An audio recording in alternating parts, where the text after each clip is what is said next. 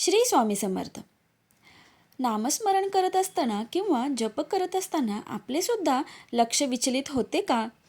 आपल्याला सुद्धा दुसरे विचार मनात येऊ लागतात का?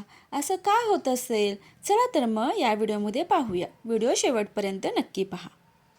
आपल्यापैकी बरेच जणांचा अनुभव असेल, आपल्याला एखाद्या मंत्राचं नामस्मरण सुरू करतो, मध्येच ते नाम थांबवून दुसऱ्या मंत्राचं नामस्मरण सुरू करतो. समाधान, स्थिरता काही लाभत नाही. गफलत नको. जप कितीही मंत्रांचा करा, पण नामस्मरण एकाच मंत्राचं असायला हवं.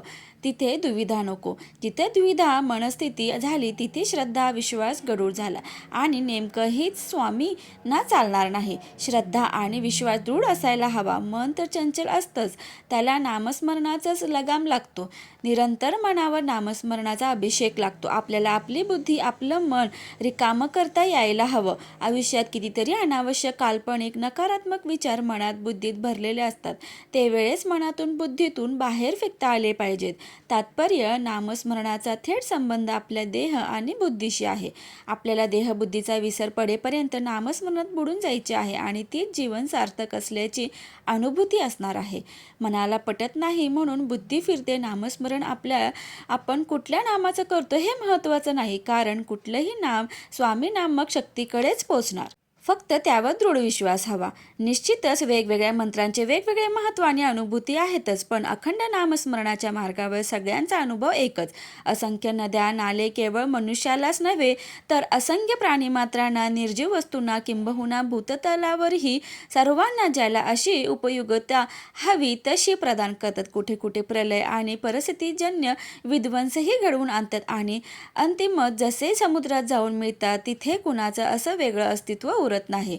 सर्व एकरूप होतात. त्याच निरनिराळ्या नामाचं वेगवेगळ्या मनुष्याची वेगवेगळ्या कार्याशी, वेगवेगळ्या धर्माशी वेगवेगळी दैवते असू शकतात. प्रत्येकाला वेगवेगळी फळे प्रारब्धानुसार अनुकूल आणि प्रतिकूल प्रदान करतात, पण सर्वांचा हेतू एकच, जगाचे कल्याण, तारण आणि मारण, म्हणजे अंतिम शक्ती एकच. आपल्याला त्या विविध रूपातील शक्तीला अखंड नामस्मरणाच्या सवयीने एक रूपात स्थित करून मन चित्त एकाग्र करावयाचे आहे. अखंड नामस्मरणाने स्वामी कृपा होऊन, स्वामींची इच्छा आणि कृपा झाल्यास त्याचे प्रारब्ध सुद्धा बदलू शकतं. मग सहजच अनुभूती येते. अशक्यही शक्य करतील स्वामी. बऱ्याच जणांना कुठले नाम घ्यावे हा संभ्रम पडतो.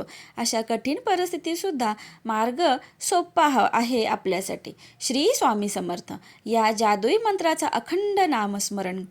श्री स्वामी समर्थ महाराज की जय. स्वामींच्या नामाच्या जपाने मनातली भीती कमी होऊन सकारात्मक ऊर्जा मिळते.